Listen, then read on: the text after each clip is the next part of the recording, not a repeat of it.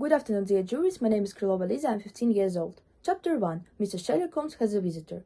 Mr. Sherlock Holmes, who usually got up very late except on those quiet, frequent occasions when he did not go to bed all night, was sitting at the breakfast table. I was standing in front of the fire examining a walking stick which a visitor had left behind the day before. The dear James Mortimer, from his friends, was engraved upon it with the date 1884. Sherlock Holmes suddenly turned to me and said, "The owner of that stick, Watson, has got a dog which is larger than a terrier and smaller than a mastiff." "How do you know?" I asked in surprise. "I examined that stick carefully and noticed the marks of a dog's teeth on it," answered Holmes. "They are too broad for a terrier and not broad enough for a mastiff." "Probably. The dog often carries the stick behind its masters. I think it must be a spaniel. In fact, it is a spaniel." He had left the breakfast table and was standing near the window.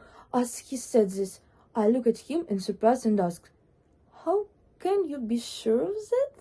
"For the simple reason that I see the dog at our door and near the bell which the master is ringing. I wonder why dear Mortimer wishes to see Mr. Sherlock Holmes. Well, we will soon know. Come in," he added, for there was a knock at the door. A gentleman entered the room, followed by a brown spaniel. The visitor was a very tall, thin man, with a long nose like a beak, and grey eyes that sparkled brightly from behind a pair of glasses. Thought he was still young, his long back was already bald. As he entered, his eyes fell upon the stick in Holmes' hand, and he ran towards it with the exultation of joy.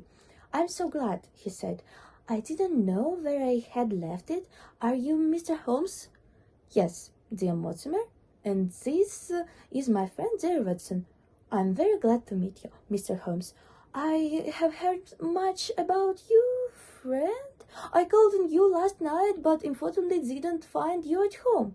Sherlock Holmes invited the visitor to sit down.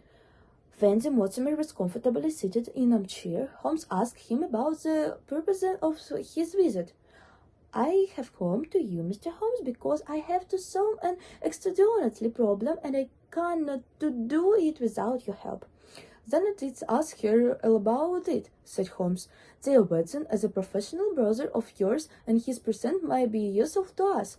Dear Mortimer drew a folded sheet of yellow paper from his pocket and said, "Here is an old manuscript belonging to the 18th century. The exact date is 1742.